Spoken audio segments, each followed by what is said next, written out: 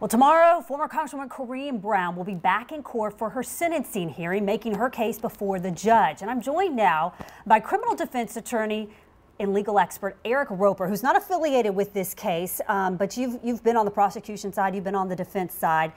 Today was sentencing hearing for Brown's co-defendants, that's Carla Wiley and Ronnie Simmons. Kind of recap what happened in court today and the impact or what that tells us about what could happen with Corrine Brown. Right, so there was no real surprises today. What we heard is the defense attorneys for Mr. Simmons and Ms. Wiley present arguments to the court about why their client should not receive a sentence that includes jail time, and that's based on their cooperation, based on their guilty pleas, and also based on their role in the fraud conspiracy itself.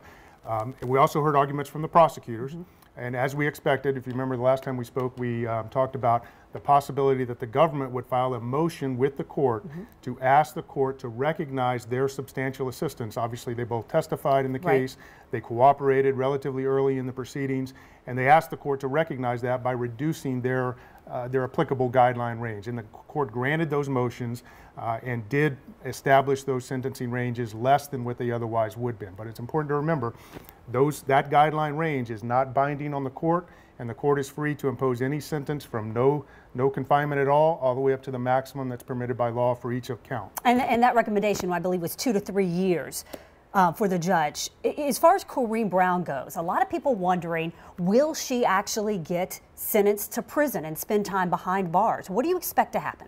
Well, remember that the #1 driver in any kind of fraud case is going to be the amount of the loss. And because of the alleged amount, the proven amount of the loss in this case, that's what gets her range up to that 7 to 9 year point, okay? But again, that's not binding on the court. He could sentence her to no confinement. But in order, given the level where she's at, if the judge were to impose a sentence of no confinement, it would be a pretty substantial departure from what the guidelines are. So what do you expect she will be sentenced to? Well, that's hard to say. I mean, the government laid out in its sentencing memorandum a history of sort of the public corruption and fraud type cases involving members of Congress and other elected representatives. And what you can see there is most all received some sentence of confinement, but many of them were below what the applicable guideline range was in that particular case. And real quickly, we're out of time, but I just wanted to ask you, the judge is not announcing the sentences until December 4th. That's right. That's kind of out of the norm. It's out of the norm, but it's not exceedingly rare either. I mean, that's in that case like this, where there's a voluminous amount of material that the judge is going to intake and has already read many of the materials even prior to the sentence. But I think it's just an indication that he really wants to reflect and deliberate on this judgment before he announces it. Eric, thank you. We will check back in with you tomorrow. And First Coast News, of course, will be in the courtroom tomorrow, having the latest for you both on air and online.